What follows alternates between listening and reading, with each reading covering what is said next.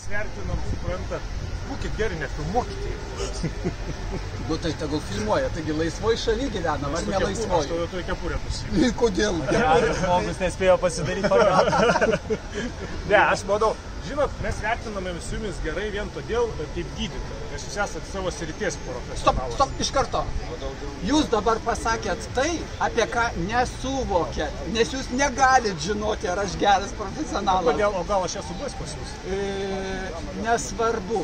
Net jeigu ir buvęs mano ligonis, jūs negalit palyginti vieno hematologo su kitu, su trečiu, su penktu, nes jūs neturite tam kompetencijos. Nu, pagal savo nuomonę galiu sakyti. O čia ir svarbiausia priėjom, bet jūs turit nuomonę. Ir ar ta nuomonė pagrįsta realybė, ar jūsų įsivaizdavimu, yra visiškai skirtingas reikalas. Gali pagrįsta realybė, ir aš užtat ir sakau, nekariaukime karo Ukrainos teritorijai. O gali nuomonė pagrįsta tikėjimu. Mes turime nugalėti Rusiją. Toks tikėjimas gali būti. Ir su tikėjimu nepasiginčysi. O kai mes istorijos nemokinam vaikų nuo vaikų, man asmeniškai baisu, kai 12 metų vaikam istorijos vadovėlį įrašo 3 punktų, aš pats asmeniškai mačiau ir žiūrėjau, 3 punktų, jeigu nedidvyriška Ukrainos kova, Putinas jau būtų užpuolęs Baltijos šalį. Jūs dabar pagalvokite. 12 metų vaikai tokią mintį kišame, ar ne? Jam po 15 metų, kai jam bus 27, jis bus įsitikinęs, kad taip ir buvo, kad būtų užpuolęs. Ir čia yra klausimas, jūsų nuomonė suformavo, o kad jinai jokio pagrindo realybės neturi. Visai nesvarbu. Ir tada ateina žmogus balsuoti pagal savo nuomonę.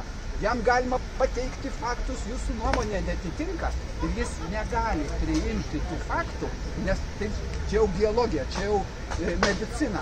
Žmogaus smegenys taip veikia. Aš manau, kad suprantat, profesoriau, vis tiek tą nuomonę, taigi tu pats susiformuoji. Jeigu tu pats turi savo nuomonę, kaip kiti gali tapoti? Metodikos. Aš jums pasakysiu, Amerikoje, kaip pradėjo gėjus reklamuoti, tai bendra nuostata Amerikoje buvo, tiem ištvirkeliam to ir reikia. Tokia nuostata buvo visuomeniai, suprantat? Kodėl? Todėl, kad jie gyrėsi. Aš turėjau 300 seksualinių partnerių, aš 500 seksualinių, ta viešai gyrėsi, ne? Ir tada sakė, AIDS yra jų dievo bausmė. Tokia nuomonė buvo Amerikos žmonių tarpe. Ir tada pasamdė... Kas ją formuodavo? Nu, tokia susiformavo. Bet jeigu susiformavo, turi formuoti ją kažkas. Jeigu tu giriesi, kad 100 seksualinių partnerių, tai yra labai gerai. Nu tai ištvirkimas nėra gerai. Nei vyram, nei moteriam, čia visiems vienodai, ar ne? Tai tada pasamdė 2 vyrukus. Vienas neurobiologijos mokslininkas, labai protingi, o kitas marketingo specialistas. Ir jie sukūrė metodiką. Kaip reikia esant šitoj situacijai paversti priešingą pusę. Oi, gėjus, koks jūs nuostabus, kaip aš jūs gerbiau. Jie paskui parašė knygą, tą metodiką išdėstė. Ir praėjo 15-20 metų ir jie turi objektyvius mokslinius duomenis, kai buvo kryptis apie gėjus tokia, o dabar kryptis visiškai kitokia. Šlovė gėjam, tai siekiamybė ir taip toliau. Ir jie savo knygoje, man asmeniškai baisiausias vienas yra sakinys. Knygos pavadinimą atsimenu. Duosit man e-mailą, aš jums atsiųsiu, aš dabar neatsimenu. 2 vyrukų, bet angliškai tai yra. Jie parašė tiesių tekstų, nieko nesislėpdami.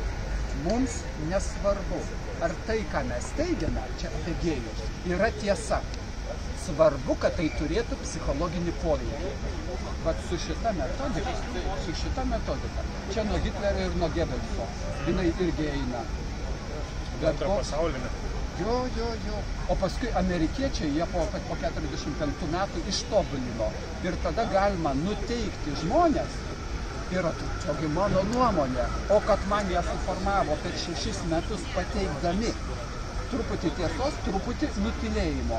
Tai yra pats baisiausias melas, nes viskas teisinga, o kad nutylė 5 aspektus, kurie pakeistų tos tiesos, tų faktų interpretavimą. Ant to ir žaidžiama, ir tada rusai puola. Natūralu. Jo, bet tai, pavyzdžiui, bent jau aš negaliu kalbėti apie jumis visus tik apie save, bet jeigu aš išgirstu kažkokį faktą, kadangi dabar internetas yra visagalis, aš visą laiką faktą pasitikrinu. Ar aš jums pasakysiu, ar jūs man pasakysite, tai neprivalo būti tiesa. Aš geriau pasitikrinu ir žiūriu. Teisingai. Bet tada, faktas. Rusija užpuolė Ukrainą. Tikra teisybė. Tai faktas.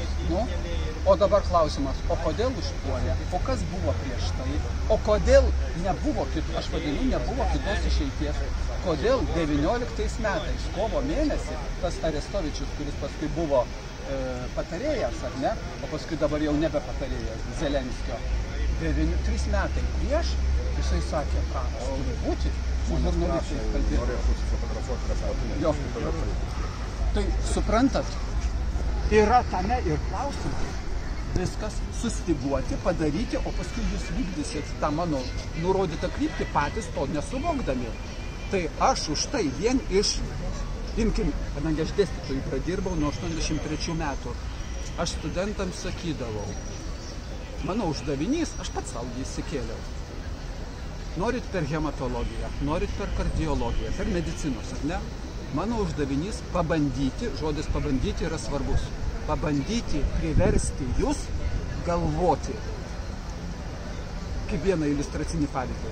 Aš kažkoks jau dėstytojas, ten profesorius ir taip toliau. Nebedėstot jau? Ne, tvarkingai, manęs neišmetė, aš pats išėjau, ar ne? Bet ten atskira tema papasakočiau. Tai aš, pavyzdžiui, pasakau, hematologijai, tai ką jų tema, jie šiandien turėjo išmokti. Kad tą lygą diagnozuojam taip ir taip. Pritarėt? Ir pritarėm. O aš pasakiau, akivaizdų neteisybę. Bet gal jūs toks autoritetas jiems, kai ir tik. O mano ir mintis buvo, dėstytojas gali suklysti. Vertinkit kritiškai, ką pasakėt, o jūsgi šiandien išmokot, kad turi būti ne taip, kaip aš jums pasakiau. Tai sakykit, jūs suklydot, gal čia jūs, o gal tik tai aš neteisingai suprantu. Ne, pritarė. Čia pavyzdys, kažkas autoritetas pasakė, taip, ne, aš ir klausau, o kur kritinis protas?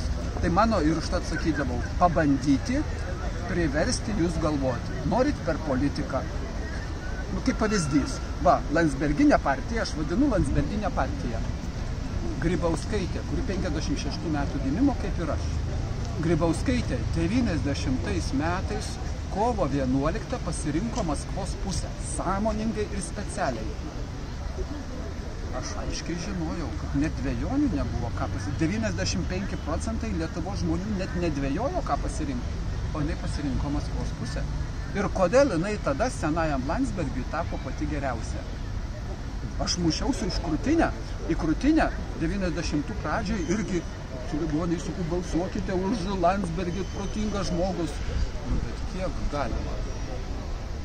Tai tokia ir yra evoliucija. Tai aš už tai, kad mes priimtumėm sprendimus, galvodami ir mąstydami, ir jūs man suteikėt teisę, neteisę, viltį, kad jūs irgi norit mąstyti, tai tada mes bendraminčiai. Aš manau, kad kiekvienas normalus žmogus privalo mąstyti. Tokių yra 7,15%, kurie ateina į rinkimus. O 80% balsuoja, išgirdau tokį šūkį, kaklaraištis tinkamas, oi, tai aš turiu nuomonę, kad jie yra priešai. O tą nuomonę padaro masinių informavimo priemonės. Užtat pas nieką kitą nėra. Užsienio agentų įstatymą būtina priimti. Ir aš tada sakau, pagal Amerikos pavyzdį, ne pagal kokį kitą. Amerikos pavyzdys yra, o mums jisai labai blogas.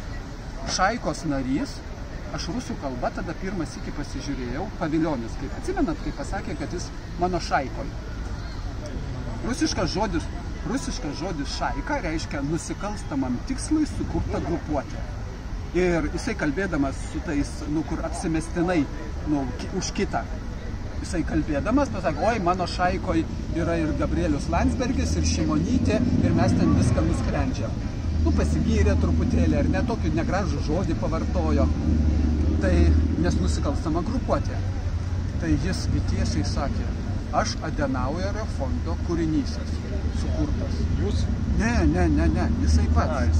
Jisai Adenauerio fondo padeda pinigų, sudeda, padaro reklamą, Nu ir tvarkoj, vykdyti nurodymas. Tai aš už tai, kad visi žmonės galvotų, suprastų, kas yra kas. Ir santykyje su Rusija, ar ne, kad jie į istoriją, o mes istoriją perrašom, nu čia senas, nugalėtojai perrašo istoriją, irgi žinot, ar ne, mes istoriją perrašom ir aš retorinį klausimą užduodu, ar Lenkija Lietuvai yra pavojingesnė ateityje, ar Rusija gali būti pavojingesnė. Ir dėl Lenkijos, kuri 4000 tankų užsisakė praėjusiais metais, kai Lietuva 2-3-5 tankus turi ir tuo pasibaigia, ar ne? Ir kas bus, kai Lenkija pasakys, mes reikalaujam panaikinti Ribbentropo-Molotovo pakto paseką, minutėlė, paseką, nes tos pasekos išdava buvo Vilniaus kraštas atsidūrė Lietuvai. Aš pašto ženklus, tas yra lietuviškus, būtent nuo Smetonos laikų rinkau, ar ne? Spalio 10 diena, toks ant pašto ženklų 4 uždėtas antspaudas, kad sugrąžino Vilnių Lietuvai. Ribbentropo-Molotovo pakto pasekoj. Ką mes darysime, kai Lenkai pasakys, panaikinkit pasekmes? Ir kai Lenkų ministras pasakė, kad Lenkija neokupavo Vilnių, nes savo krašto negali okupuoti.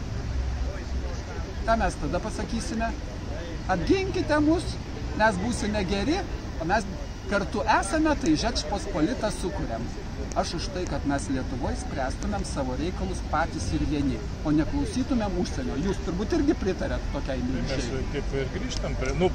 Aš kalbu tik už save, kad aš visą laiką faktus pasitikrinu ne iš vienas mens ir viskas.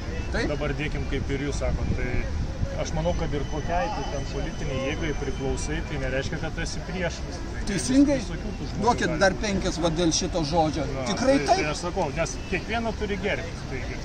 Aš seniau sakydavau prezidentinės rinkiminės kampanijos metu, kad Gabrielius Landsbergis irgi gali šalia manęs atsistoti, jeigu jisai palaiko, kad mintį, kad Lietuva neparduodama ir nebeparsiduoda. Plius, taigi jūs kaip ir buvote prezidentus debatuose, tai visi būdavot, negalit.